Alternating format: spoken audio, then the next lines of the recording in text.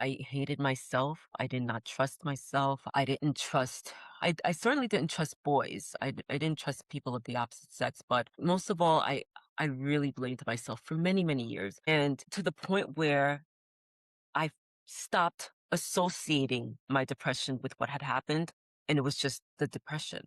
And so that's why it took me many years to realize, to make the connection, like, oh my gosh, because I knew around the time when I started becoming depressed. And then it wasn't until much later when I was like, that happened around that same time. Because I was a perfectly fine kid before that. When traumatic things happen to people, there's always a before and an after. Welcome, my friends. I am Gary Scott, and this is the What If You Could podcast. And today, my guest is Cathelina Duvert. She's the author of The Box. It's a soulful exploration of resilience, forgiveness, and the transformative journey of healing. But she's so much more. So, welcome, my friend. Welcome, welcome, welcome. Thank you for being here. Thank you so much for having me here, Gary. Yeah, we're gonna have some fun, but like I threatened you earlier, um, we're the What If You Could podcast. So I ask all my guests, Kathlina, what is your What If You Could? Since the past few years have been all about my writing, I'm gonna say, what if I could um retire from my teaching job and devote my time full time to writing? Oh my gosh, I think so. Teaching, I have to say, does come with its challenges, but I do I do enjoy communicating with students on a daily basis because they have these young minds and they're cute and I love discussing things with them. I really do. But I have to say that writing has always been I wanna say writing has always been my life. It has always been there for me, and, once I got over the fear of putting myself out there through my writing, I felt like this is all that I wanna do. So what if I could retire from teaching in order to become a full-time writer?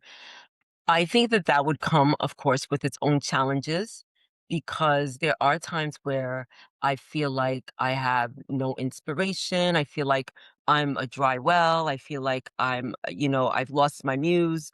And of course that would probably happen.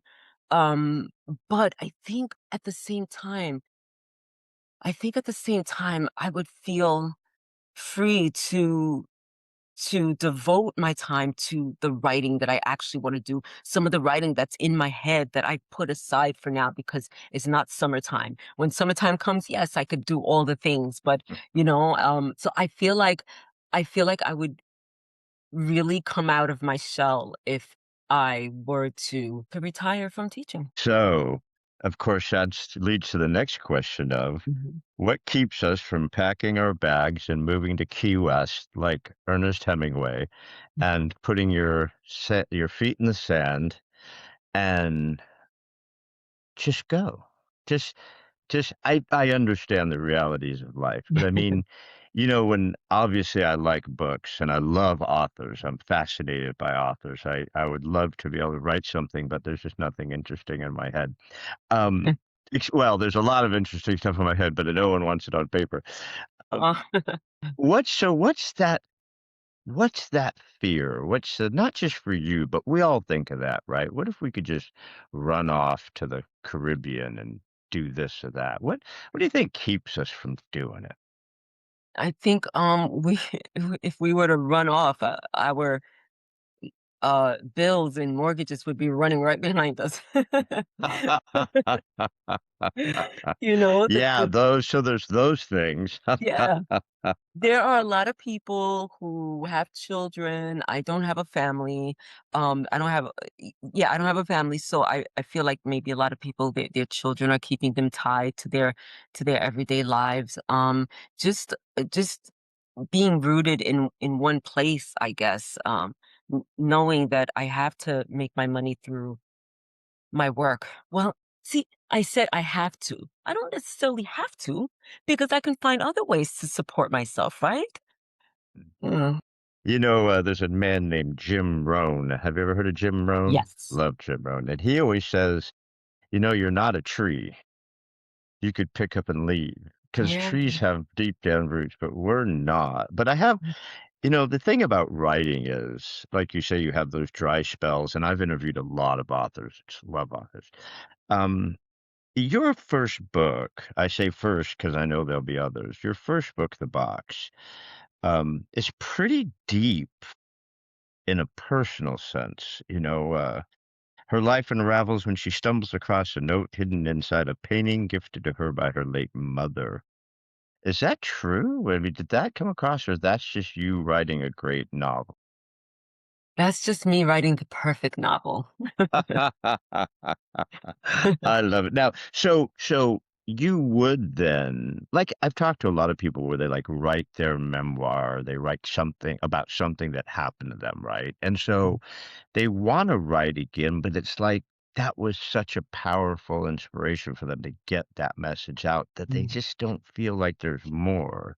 And then mm, I've talked to prolific authors like my friend Harvey Nichols, who just writes. I think he's got 28 books now, who just writes that's and writes and amazing. writes, so, and he picked up and just moved to the Caribbean, and now he writes about the Caribbean. But, so what is that? What do you think Mm. is in you for the next? What do you think the passion is going to drive you for your next project, your next great novel? So I have a lot of ideas. Not a lot. I have some ideas, but some really profound ideas, I think, for me. Um, as I said, that I've always been a writer. I went to school at I went to Hofstra University. I studied creative writing and literature there, and I've always turned to writing in order to, release my creative outlet. So at this time, like once I wasn't even done writing the box yet. I had not published it yet, and I had already thought of my next story, which involves a complex story about twins and identity, a pair of identical twins and their own identities. And it has I'm Haitian. My parents are both from Haiti, and I wanted to dive into my roots as a young Haitian American woman. And I wanted to do a little bit of research on my Haitian roots and give that to my main characters. I happen to have a twin sister as well. So I'm drawing from my life as somebody who was born here in America, who was taught, grew up in a Haitian culture. Our household was Haitian, but I'm very much American.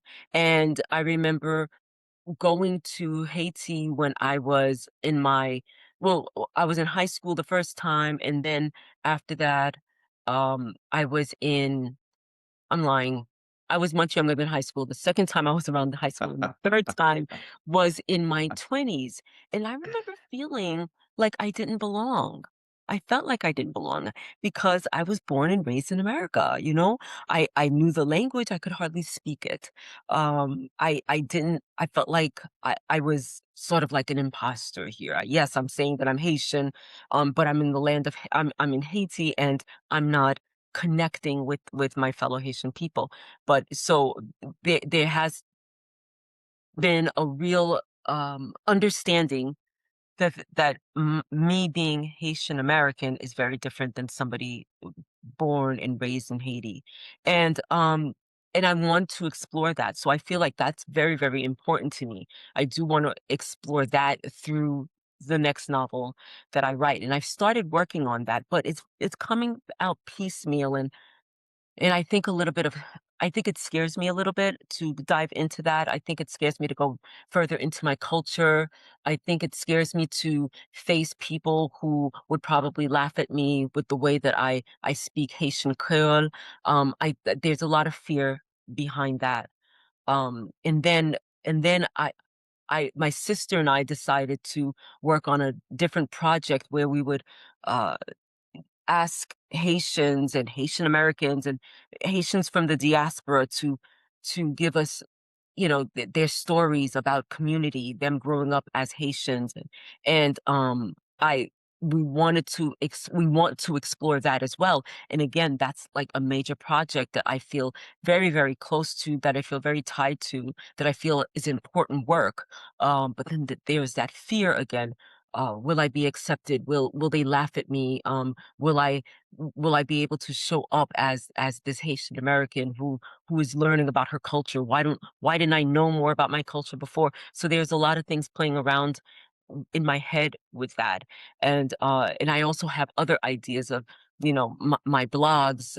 I write a blog about my experience with depression, and I want to bring that to print as a journal for other people who are suffering with depression. So I have a lot of these ideas in my head, and I use many, many excuses. I just published a blog post about the excuses that I use to keep myself from to keep myself safe, right? This is what we do with ourselves, right? We use our fears in a way to keep us safe, emotionally safe, and mentally safe. And I feel that that's what I'm doing with myself. But also, as much as I'm getting a chance to, I try to tell people about the things that I'm doing so that I can hold myself accountable.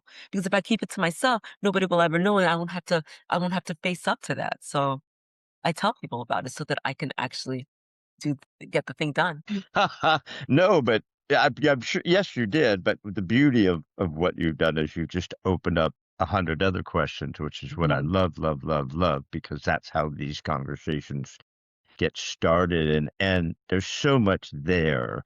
But I'm mhm, gonna go with the safety because fear and safety work together, right? We're afraid of something, so we try to be safe from it. And we all know mhm, that fear is just false evidence appearing real. So we have mhm, this false belief that if I just sell everything and move to the Caribbean, I love the Caribbean, so that's why I keep saying the Caribbean. I didn't know you were from Haiti though, but now it works. If we just sell everything, that somehow something won't work out. right, What if it doesn't work out? What if I get there and I can't write? And so fear has so much to do with trying to be safe. We protect ourselves from the big evil, a boogeyman. And the funny thing you said about start having the next book mhm, while you're finishing your first book. Excuse me, because almost every author I talk to has multiple books say that. They said, mhm, I got the idea for my next book while I was in my this book, and right, it just came flowing out. But the book that you're working on with Haiti, it's very possible that that book needs more time.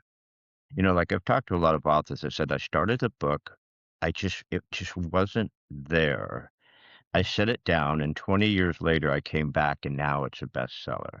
But had I written it 20 years ago, it wouldn't have been the book it is now. mhm, So mhm, perhaps that one kind of sits for you while you're exploring your roots with your sister or doing what you feel you need to while mhm, you work on other projects. The book's not going mhm, to go away. Maybe it just needs to marinate a little bit. mhm. Yeah, I like that. Absolutely. Yeah, there's no reason to rush the creativity, right? Yeah. Exactly, Mhm, exactly, and that just nothing gets done that way. You can't force yourself to write, you can't force yourself to work out, you can't force yourself to things. It has to be a natural thing. So mhm, your sister is a twin, mhm, and, I've always been fascinated by twins. I have friends who are twins, and I love the study about nature and nurture, mhm, about how twins could be so different mhm. based on, like, if their parents separated, one was raised by mom, one was raised by dad, or how they had. Right. Um, does your sister have the same issues with depression that you have? No, she doesn't. Where did it come from? Where did yours come from if she was just like you? Well, so, we are fraternal twins. We're not identical. I don't know if that has anything to do with it, but it came from an experience that I had when I was 11 years old. It was, and I only realized that my depression came from that experience only a few years ago.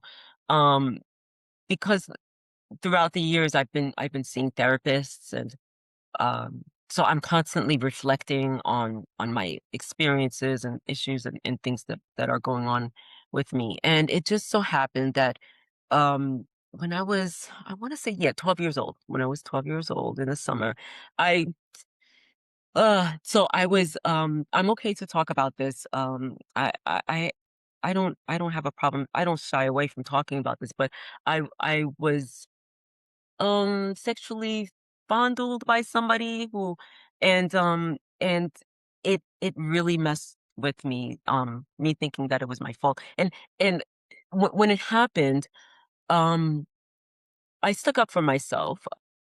I approached him, and I gave him a good pounding because I was in the presence of other people. I was like, "Don't you ever do that to me again." And everybody, and at the time, it was like some we were playing this hide and seek in the summer. It was dark out, and he got me in the bushes. 12-year-old me was I was so innocent. 12-year-old me was just like, "Okay, let's hide in the bushes together." But he had other plans. And I'm so glad that I could laugh about it now because, at one point I couldn't laugh about it. Um, After that happened, I remember everybody reconvening after the game, and I saw who he was, and I literally pounded him on all over his back, whatever. I was like, "Don't you ever do that to me again." Me myself right now, I'm proud of that 12-year-old girl for doing that, for having done that. Everybody who was there was like kind of shocked, didn't know how to take it. People laughed it off, and but after that experience, I remember that night really feeling like, "Why did you let that happen? You're so stupid. How could you have possibly let that happen? It's all your fault." So I stopped being angry with him, and it was never about him. It was about what I allowed to happen. And I even got to the point where I was telling myself, like, "You weren't raped, so get over it," you know? Um, but it really, really messed with me.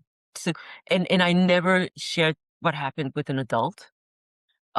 So I let it marinate in my head for years, and then it translated to me being, um, I I hated myself. I did not trust myself. I didn't trust. I certainly didn't trust boys. I didn't trust people of the opposite sex, but um, most of all, I really blamed myself for many, many years, and and to the point where I stopped associating my depression with what had happened, and it was just the depression. And so that's why it took me many years to realize, to make the connection, like, oh my gosh, because I knew around the time when I started becoming depressed. And then it wasn't until much later when I was like, that happened around that same time. Because I was a perfectly fine kid before that. When traumatic things happen to people, there's always a before and an after. And so, like I said, it took me many years to realize that this is what had happened. Um, and it was funny because, interesting because a couple of years ago, I went into my storage unit looking for a particular poem that I had written, and I wanted to share it with my students. And among all my folders of things that I had written, I wrote so much about that incident. I had forgotten that I wrote those. I wrote poetry, I wrote short stories, all these things about what had happened that night. And so it was really heavy on my mind, but I never associated the depression with what had happened. And so for many, many years, I went through this depression, not trusting myself, not trusting men, and finally understanding why all my relationships with men were were strange and weird, and they were, how I showed up in those relationships, and finally started to understand that. Um, and it wasn't until in my 20s where I didn't know that I was suffering with depression. I didn't understand it, and so I started writing a story about a young woman who suffers with depression. But at the time, I didn't know that I was suffering with depression, so I called it issues. So I was writing a story about this woman who had issues, and when I was diagnosed with depression, I was like, she has depression, and book turned into that story turned into my novel, The Box, that I just published. Um, so so that's the story of what happened, why and it still affects me till this day. Me not trusting myself, I'm currently, um, separated from my husband and we're getting I'm just waiting for the final divorce papers because we went through it all. So, you know, and I'm not gonna say that it was a failed marriage or these failed relationships, it's these relationships that just didn't work out because I still have things to work out in here, what. Let's get back to that word safety, Mhm, right? I mean, think about how important safety is to you and mhm, trust. I mean, think about the the challenge of trusting again mhm, and feeling safe with anybody. I mhm, mean, being violated, especially when you're young, breaks so much trust, breaks so many barriers. mhm, And then that desire for safety, needing to feel safe, wanting to feel safe, it's a tough one to break. I mean, it's a really wicked. And depression is people who've never been through it. I think everyone's had touches of depression. When I lost my wife 12 years ago to cancer, mhm, I went into such a deep, dark depression, but it runs in my family. Everyone in my family suffered from it. But it doesn't run in your family. It was just this incident that really took you down hard. This was a mhm. pretty big deal in your life. And you don't remember writing all the stuff about it? I had not remembered writing all that stuff, but when I read them, I was like, "Oh, yeah." And the words were very, very familiar, but it wasn't in my, immediate memory, immediate Mm, consciousness, you know what I mean? Yeah, mhm, yeah. mhm. So when you were writing the box, was it healing? Was it cathartic? Did it bring up more pain? Did it bring up I mean, what was it like trying to put that on paper Mhm. when it had been such a massive part of your life, of what you've been through? Well, let's put it this way. I started it in my mid-20s, and 25 years later is when I published it. So, when I first started it, I it I thought it was a very good story, I liked it, I had an editor look at it, and she told me, what needs to be beefed up, how I needed to fix it, but then I found myself at times too depressed to even look at it or bother with it. Um, and then when I became a teacher, it was put on the back burner, and I would, pick it up, maybe every other summer or so, but it was very hard for me to continue working on it. There were times when it was very hard for me to work on it, and it wasn't until yes, that was hard. And there were times when while I was writing it, I would feel the feelings of depression and just like put it aside because I felt like that was what was making me sad. But it wasn't until I think I'm going to say 2017 that I picked it up again, and I was just like, I really need to do something with this. And when I read the whole thing through, I was like, this is a good story. Let me work on it again. And so from 2017, I worked on it consistently and then I had at least two other editors read it for me and edit it for me and I revised it according to what they said. So when I picked it up again in 2017, I had already been in therapy for quite some time. I had already dealt with my issues. So even though I would get into bouts of depression, now I was using it differently. There was one time when I was like in a deep, deep depression. I don't remember what happened. And I was just like, I can use this. So I started writing down exactly how I was feeling so that I could use it for my main character. And I was like, okay, that worked. I and if I get into depression again, I'm gonna use what I'm feeling. So yeah, that's what I did. And so it took a long time, but I got there. That and you hear from a lot of actors, who are able to just can't quite get that scene, can't hit that, Mhm. can't get into that emotion, and then they'll use an actual feeling of Mm. past or something, an experience to take them there so Yeah. they can do that. But I'm fascinated by what you and your sister are working on with the other thoughts Mhm. for the books. There's something about going back to your roots. My family came here in 1509 or something like that, or Wow. 1518 from Spain. And then my dad changed his name. I'm originally a Sanchez, but before I was born, he changed his name to Scott. I wish he hadn't. Mhm. Sanchez is so much of a cooler name than Scott. Sorry, all you Scots out there. But going back to your roots, getting deep into your culture, that's such a powerful thing. It's such a beautiful thing. I remember reading about Richard Pryor, and when he went to Africa for the first time in his life. Do you hear the story about what he said about that? American. Mhm. Anyway, so Richard Pryor went to Africa, when he could afford to go. He was rich and famous and stuff. And he was shocked. He was just shocked the effect it had on him. First thing he said is, "Where'd all these black people come from?" He's like, "There's no white people here. This is freaking awesome."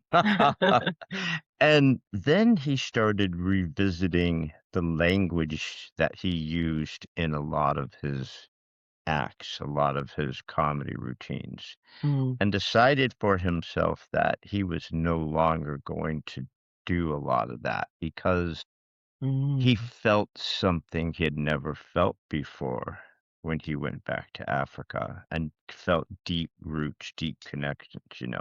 So I think when you guys go to Haiti, you'll be so much more accepted than you think. It'll be so much easier than you think when you go back to do what you want to do.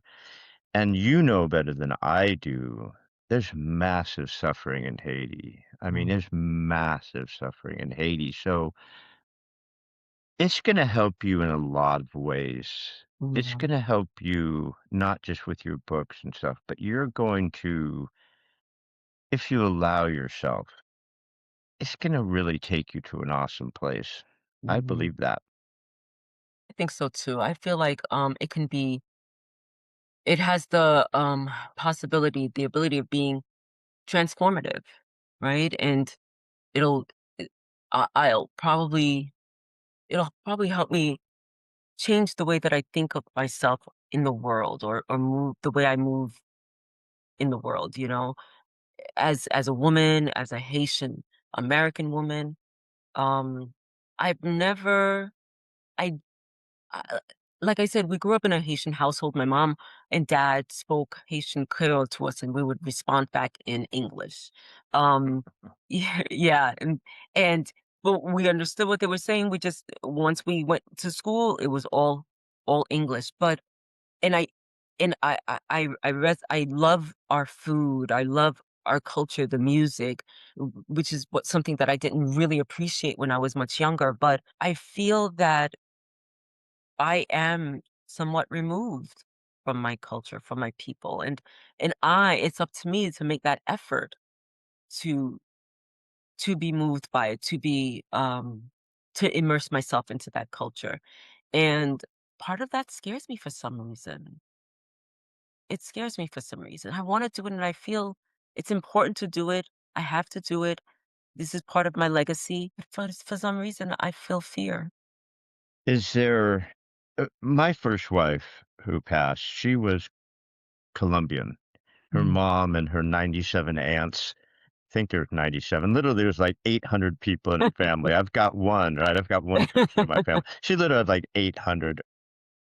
For her, like, one of her uncle's 80th birthday, there was 250 people there, and there would've been more, but not that many people could fly to Colombia, right? Because they didn't. Oh, wow. But she loved going back to Colombia, and like you said, she and her mom spoke. Spanglish, right? I mean, it Mhm. was constant Spanglish. Like her mom would talk to her in Spanish, and my wife would answer back in part English, part Spanish, right? It was just Yes. hysterical. And they always talked behind my back in Spanish because she didn't want me to Mhm. learn Spanish. But it's a beautiful language, and the South American Spanish is different than like Spain Spanish or even Mexico Spanish. It's a Mhm. very proper, beautiful Mhm. Spanish. But I remember how it affected her when she would go back to Colombia. But my thought for you is, could there maybe be some guilt about when you go back? Because it is Haiti's a pretty poverty-stricken place. There's a lot of suffering there. Is there maybe not just fear, but maybe there's something else that's keeping you from making that jump. There's nothing to be afraid of. They're your people. They're your culture. Mhm. You've got that blood running through your veins. They're gonna love you. They're gonna just ask you everything about America. Because America's not perfect. I freaking love it here. I've been born and raised here. You've been born and raised here. It's a great country. But it's not perfect. There's a lot of amazing places around the world. Mhm. You think about guilt. You think maybe there's a little guilt, or what do you think it is that's really deep down keeping you from making that Um, move? I don't think that guilt plays a part, or maybe I could reflect on that. I think it's so I think it's more like embarrassment or shame. I really do think that it's Would you be embarrassing ashamed of? What would that the shame where would the shame come from? that I don't speak the language as that well.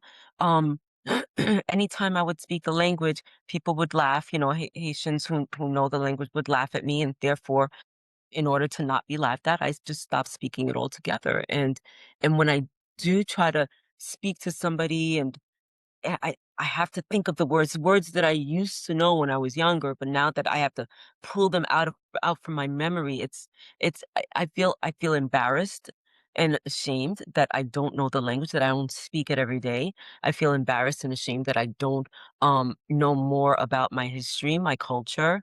I feel embarrassed and ashamed that I'm not a part of it. I have not immersed myself in it like an everyday thing. I remember one time many years ago, I think I was in college in my 20s, I wrote an essay about how I've always been so proud of speaking um English properly, and where people look at me as a black woman, as a young black person at the time, and you know don't expect me to speak properly, but yes, I do speak properly as somebody who's educated and a black woman, but at the same time, I don't even speak my own language for my culture.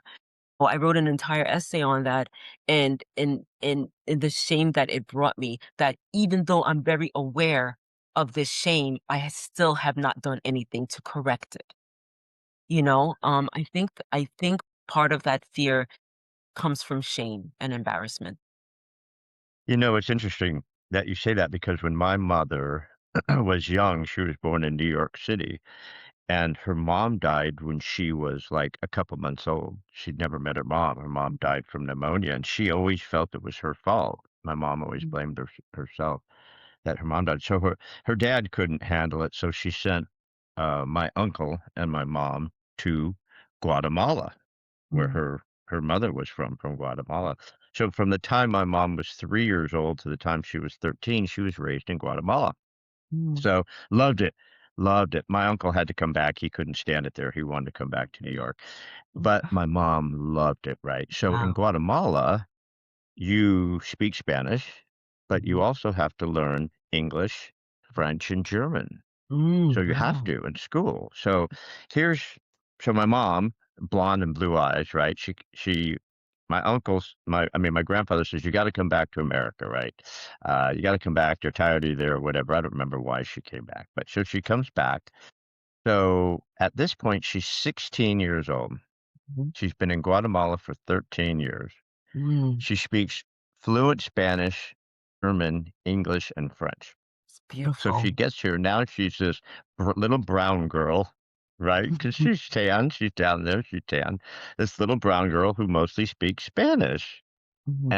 And my grandfather had moved from New York to Beverly Hills, so he's in Beverly Hills, California, richie, Hollywood guy, and she ends up this little brown girl in Beverly Hills, and when she Mhm. goes to high school, they're all like, "Who's this little beaner? Who's this wetback?" Right? And they're really mean to her. My And god. so she immediately stopped speaking Spanish, French, and German. She never spoke it again the rest of her life. To this day, she couldn't speak Spanish if you put a gun to her head. She couldn't speak French or German. She let it all go because of racism. And it's Wow. like, "Ma, who gives a shit? You could speak more languages than those idiots could." And she's like, "No, they were so mean to me. It was Oh, terrible how that's the so racism was." sad. But so I get what you're saying. It was a little reverse. Like my mom came here and now was shameful of her Spanish. She was ashamed of her Spanish. She was ashamed of her skin color. She Yeah. stayed out of the sun because she wanted to get her white skin back, right? To be Mhm. a brown, little bit. But it's tragic how that can affect us, right? So Mhm. now you want to go there and you're hesitant about your ability to speak the language. Mhm. But think about how when a Haitian person comes here and they don't speak the language, it's like, ah, I think there's a different mindset, wouldn't you say, though?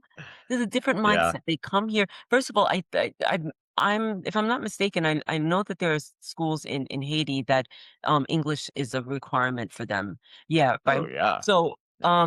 when they come here, they're coming here for a very specific reason. They know that they wanna, make a life here, make a living here, and I I think that mindset allows them to be who they are and to learn the language and to learn the culture and be immersed in American culture while retaining, of course, their Haitian culture.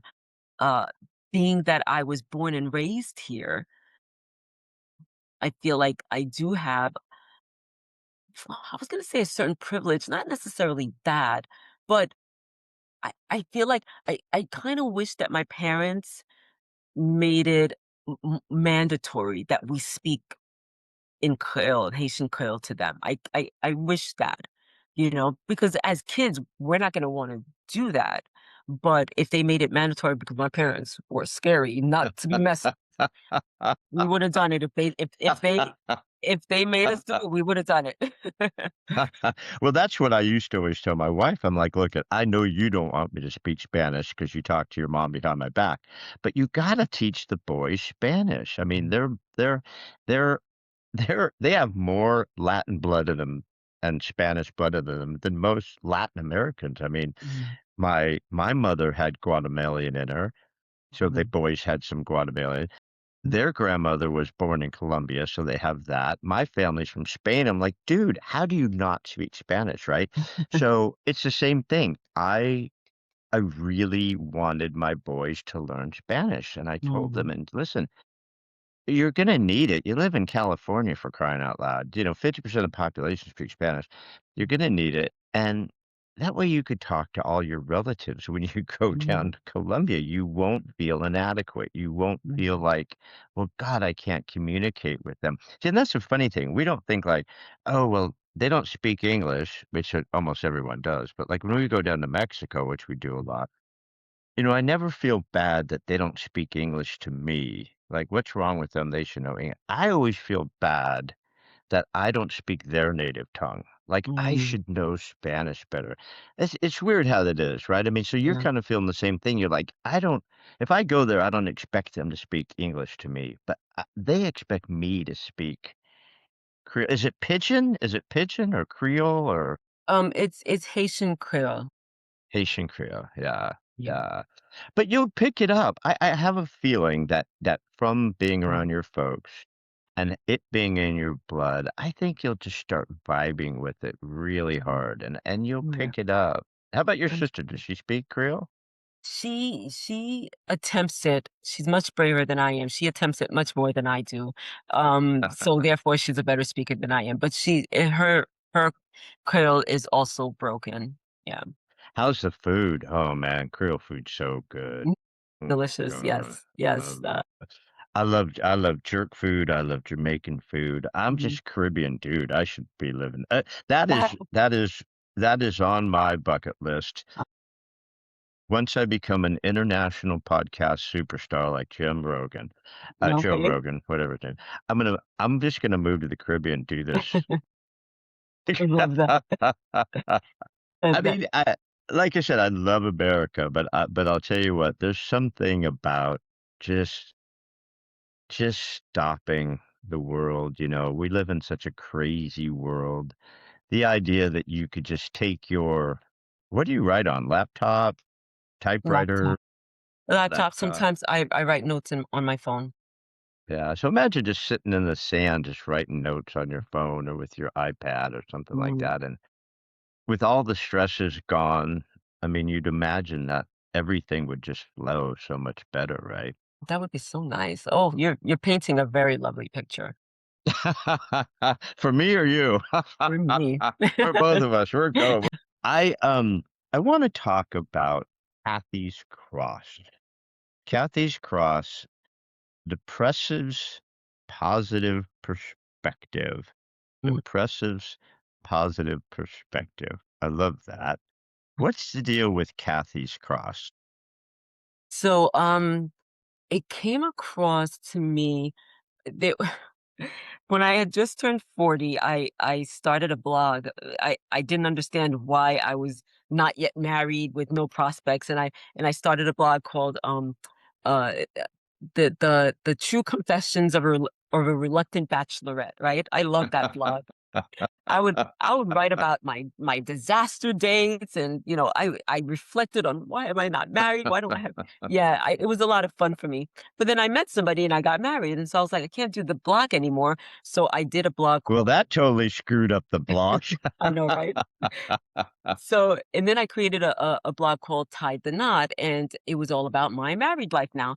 But then I found that I didn't want to share that. So, but I wanted to continue writing a blog. And so I really had to reflect and think about, well, what is it important to me that I do want to share? And then that's when it came to me that at that time, I was doing a lot of work on myself I was doing a lot of meditations, affirmations. I was seeing a therapist.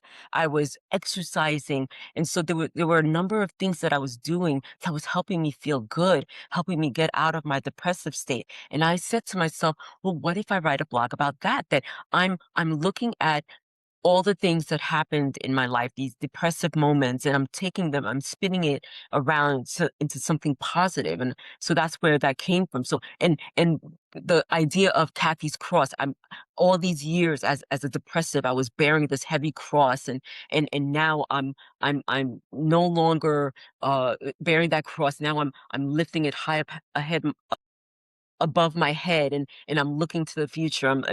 This idea of relieving myself of that heaviness. And that's where that blog came from.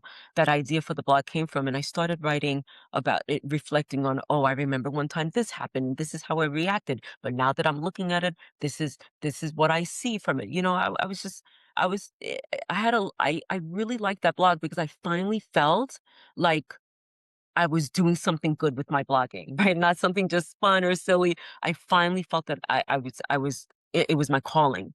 And and and I gotta admit, when I was going through my divorce, I was so depressed that I haven't even written it in over a year. And literally yesterday was the first time in over a year that I had published, and I published my first post in over a year.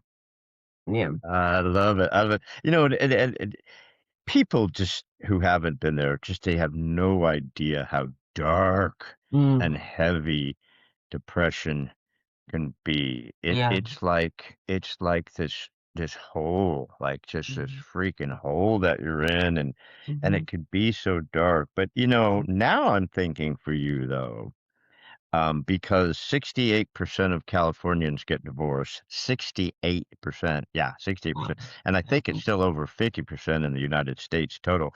Maybe we need a divorce blog. Maybe we need to do your Kathy's Cross about the depression, but maybe we need to help all these gals who are going through divorce. I mean, I don't think I know anybody who hasn't been divorced. Right. I didn't get divorced because she died on me. She was so miserable in our marriage, she just died on me. She didn't just get divorced. But Yeah. God, divorce is so wicked. I mean, I'm a real estate broker by trade. I've been for 35 years. My son and I have our company. And I started doing this because I love talking to people like you. Mm, But I'll tell you, one of the first people they get called to when a divorce is coming is a realtor, right? You got to get mm, rid of the house. And I've sat at the kitchen table with so many people going through divorce.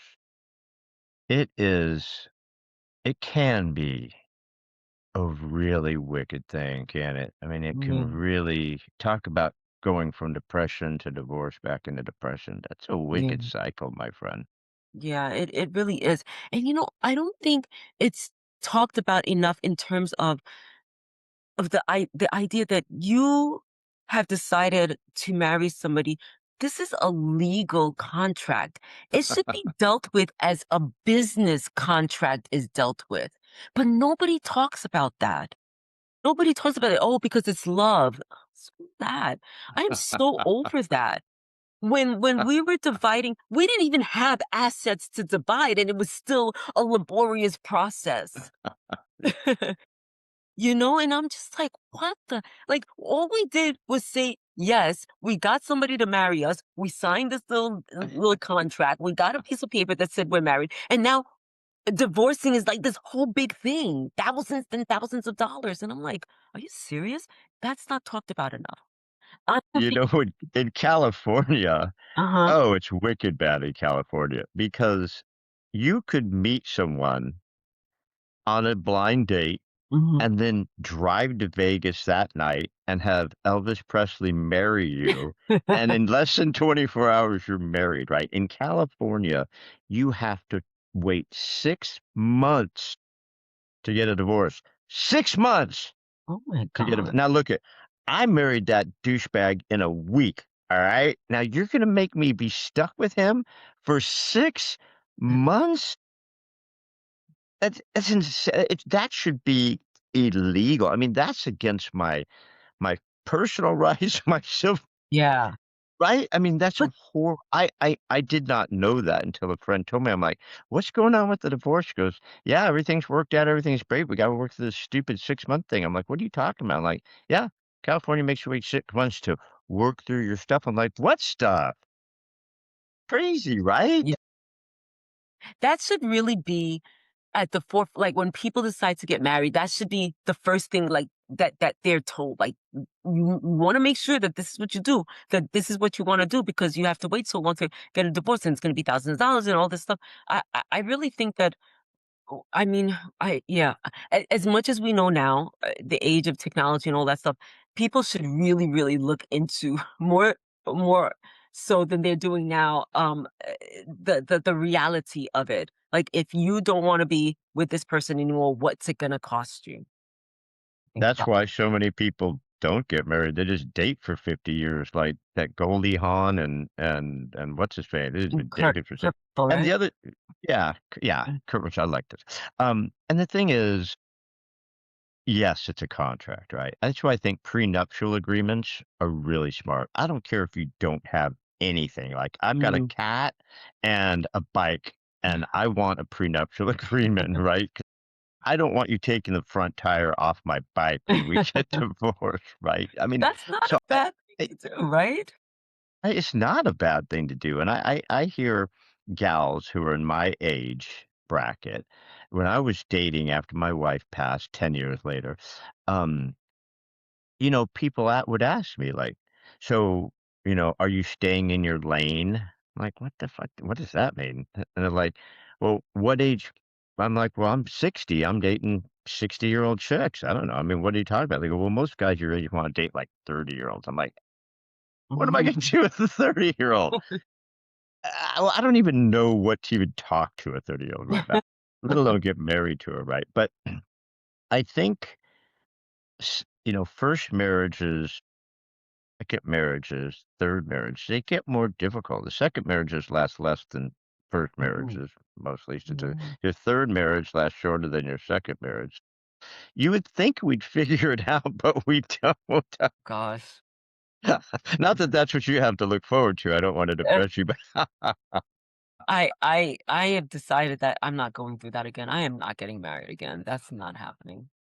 I Mm. said the same thing, and I'm remarried. After my Oh. wife passed, I Mhm, dated in 7 years. I dated three gals, mm, three awesome gals, and I'm mhm. still friends with all three of them. We're Oh, literally nice. still friends, like talk all the time type of friend. As I love them, they love me. We just weren't. It wasn't going to be a marriage. And then I married this one gal in like 4 months. I'm Oh, like, wow. dude, what did you just do? Yeah, she's cool. Um, but but to get back to the depression, I was not marriage material during after my wife died, right? I met Mhm, great gals. Like I said, mhm, I dated three great gals. We're still friends. And I remember the first gal I dated after my wife passed, and she said, "You know, I feel like I'm dating your wife because that's all you talk about." And I'm like, "Yeah, that probably sucks for you. I'm sorry about mm. that." But but the depression, it really is hard to open to people. That was something I felt I wasn't good with. Like, I thought the women that I were with were so kind and so open and so Mhm, giving. But mhm. I was a douchebag, I couldn't go there because I just didn't trust me. I just Right. didn't feel good enough. I didn't feel worthy enough Mhm, yet to be with mhm, somebody from mhm. the depression, you know? Yeah, yeah. You weren't emotionally ready yet. Were you trying to, um, like, what made you decide to go on dates? Were people telling you, "You have to get yourself out there again," or did you yeah, do you feel like you did it because other people were trying to push you out there? Well, a friend of mine put me on Match.com, Oh, I and remember and that. I enjoyed Match.com. I Mhm, met a lot of nice young ladies. Um, I didn't meet anybody. But I enjoyed Match, but the people that I were talking to on it were like, "This sucks. I hate this. I hope you find someone and get the hell out of here because being on this sucks, dating sucks." I'm like, "Well, you're really encouraging." But, I think the longer you're single when you're old like me, for women, it it gets to the point where they're like, "I don't wanna be in a relationship." mhm, And a lot of women my age don't really want to. They have friends, they love to do stuff, they're traveling. But the mm, men my age desperately want to be married mm, because we're babies. Men are just big mhm, babies, right? We want to be taken care of. mhm, We want a wife and we want a spouse. mm, Um, but it's interesting how many women I know who just they don't want to get married. They don't even want to be in a relationship. They love their girlfriends, they love traveling, they love their life, they mm, love their cats, they love mhm, gardening. mhm. But I didn't feel that way. I wanted to be in a relationship. Well, yeah, that's interesting. Yeah, I feel I'm not there yet where I wanna be in a relationship. It hasn't even crossed my mind. I remember one of my cousins was like, "You're so beautiful. Don't you want to be with somebody?" I was like, "No, I really don't." No, And, no, I don't. and I feel like um it it wasn't until I got a well, I separated from the husband that I finally became serious about my novel. That's when I finally set the date. I know when I wanna publish my novel. I wanted to publish it July 2nd, 2024. July 2nd is my mother's birthday, so I wanted to honor her. And I did it, and I did it. And I felt like when I was in my marriage, even though he often congratulated me and praised me for writing and for doing it and for, going along with it. It was his actions that were telling me that he didn't want me to do these things. Like when I asked him, eh, do you can you do me a favor and walk the dog in the mornings because the mornings are the best time for me to write. how long is this gonna last? And, and I was like, "Whoa, just this summer," things like that, that I felt in order to, avoid an argument, I felt like I silenced myself. There were a lot of things that I did or didn't do because I wanted to avoid any hardship with him. So I kind of felt like I was trapped in that sense. And I still did what I wanted to do, but I toned it down. I didn't do it always, you know what I mean? And that's why I feel right now that when I separated from him, finally started taking care of myself more.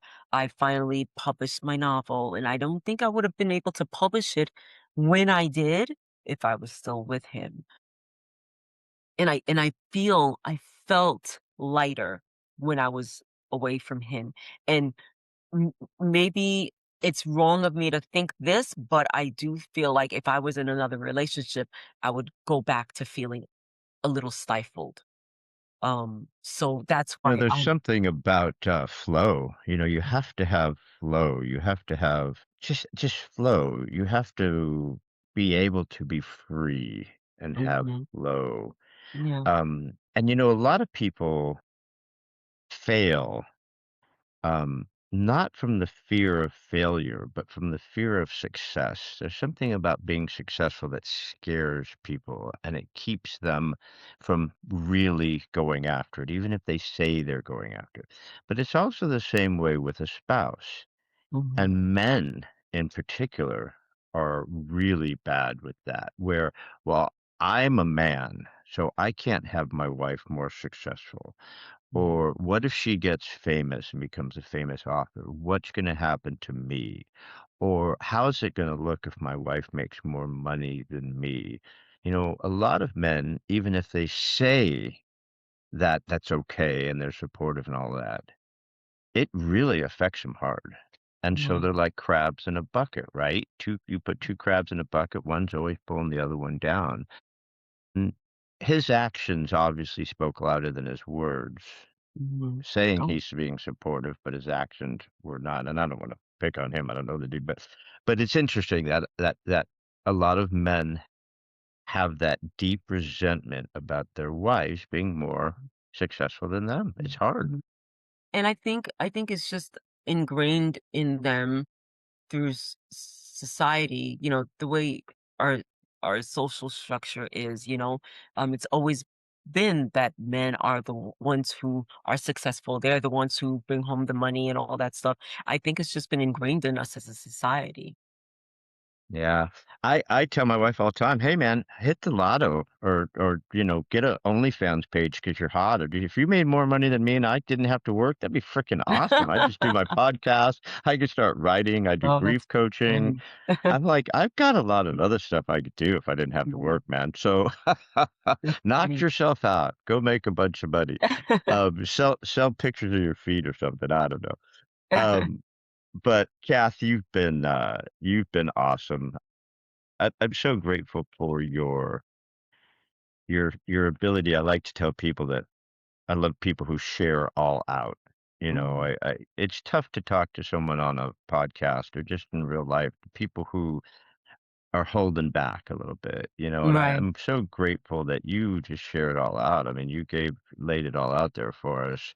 And that's the only way to help people, right? I mean, if we all hold back. And Mhm. so if you really wanna help people, though, you have to show your scars, you have to show your Mhm. boo-boos, you have to help all out, don't you? Yeah, I agree. I agree. That was one of the reasons why I felt so good with my blog. And I remember the husband had asked me, what do you get out of it, sharing all this personal stuff about you? And I thought that was such a good question because I really had to think about it. And I was like, well, I've been silent for so long, for so many years about what I was going through. And now I'm finally able to speak out. So not only is it cathartic, but what if somebody else was feeling the same way that I'm feeling? What if I could help somebody else? You know? Like, a great man once said, the truth will set you free, you know, and when you speak Absolutely. your truth, when you speak your gift, when you're able to share, you never know who you're going to help. You never know who you're Absolutely. going to reach. Someone might be way down in the weeds, like you and I have been in the depression world, and Mhm. read your blog or pick up pick up Kathy's cross and look through Mhm. that and just go, dude, that's me. That's Yeah. me. I'm not alone. And and and if Kath was able to come out of this, I can come out of this.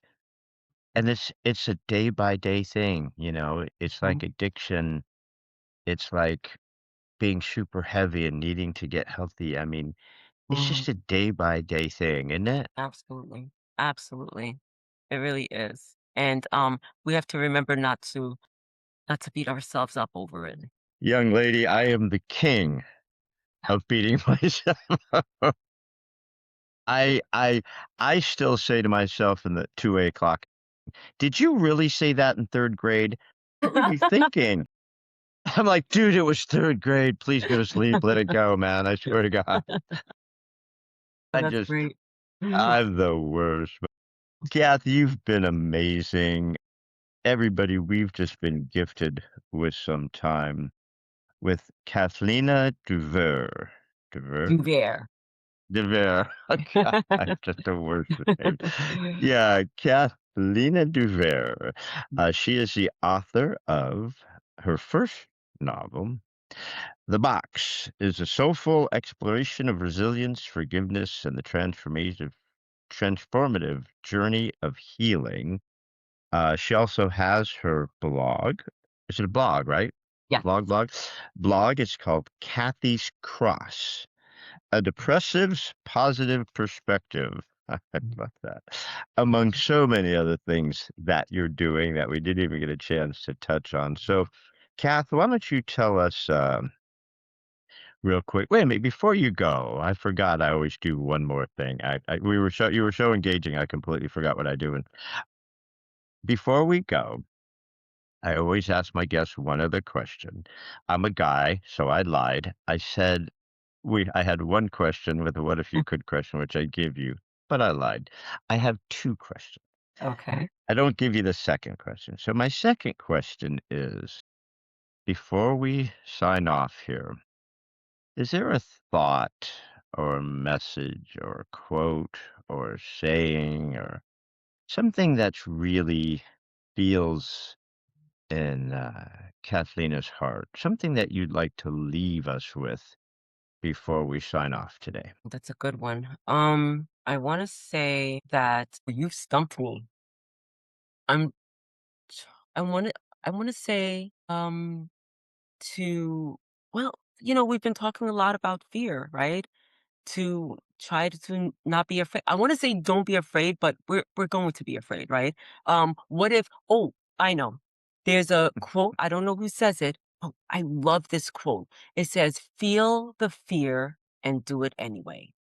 Hmm. It's not mine, but I love it, and I No, think it is a book. It's mm, on my shelf, and it is by it's called Feel the Fear and Do It Anyways. Oh mhm, my good golly goodness. It's literally sitting behind me. It's a book from the 80s, and I've mhm, had it forever.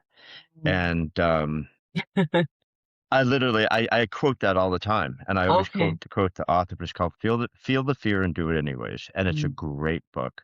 mm, And it's so true. It's so true. It doesn't, like Zig Ziglar says, and I said earlier, fear is just an acronym for false mhm, evidence appearing real. 90% of the things that we fear never come to fruition. They're mm, just our fears. yeah, And we like to hold on to them because it mhm, gives us an excuse for not doing what we really want to do. mm, And there's a lot of real fear in this world, a lot of real fear. You've experienced it as a 12-year-old girl, mhm, that fear. Yet you've you've come out of it. And a lot of people don't, Kath. A lot of yeah, people, the suicide rates among young people are through the roof. Yeah. because things like that happen to them and they can't deal with it. Yeah. And here you come along with your amazing book, The Box, with your blog, Kathy's Cross, the work you're doing, speaking out. You're helping those people. Mm. You are. So you felt the fear and you did it anyway. Yeah. Yeah. You've Yeah. been awesome. All right, Thank you. Kathleen, tell us where people can find you. Where can they find your book? Where can they find your blog? What's your Mhm. website? Where can we get more of Cathelina? Okay. So, you could visit my Instagram page where it's Cathelina Duvert. That's my handle. And I do have my own website, catherinaduvert.com. So easy. And my book is on Amazon. It's on print, it's an ebook, and it's an audiobook for those people who are diehard audiobook listeners that like me. That's all I do is listen to audiobooks. So it's available all those places. I love it. Well, you've been great. Guys, once again, we've been blessed with a little time with Kath. Go look up Kathy's Cross. Mhm. Go to Amazon and get the book. You can get it in hardback, or in book form, which is the only Mhm. thing I could do. Um, or audiobook. Mhm. Again, it's called The Box. Yeah. And you have been amazing. I'm This so was such a grateful good that you joined conversation. me. This has Thank been you. really fun. Thank you so much All for right, guys. chatting. We will see you next time. Thanks, everybody. See ya. Bye.